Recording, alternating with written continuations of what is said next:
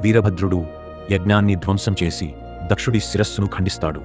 చివరికి దేవతల ప్రార్థనతో శాంతించిన శివుడు దక్షుడికి మేక తలను అమర్చి తిరిగి ప్రాణం పోస్తాడు.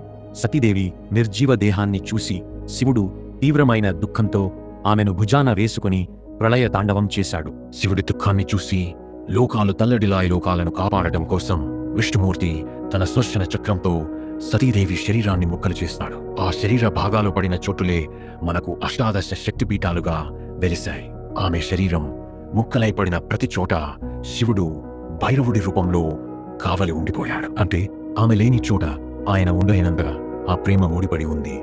తరువాత జన్మలో సతీదేవి హిమవంతుని కుమార్తెగా పార్వతి రూపంలో జన్మించి మళ్ళీ తపస్సు చేసి శివుడిని వివాహం చేసుకుంటుంది.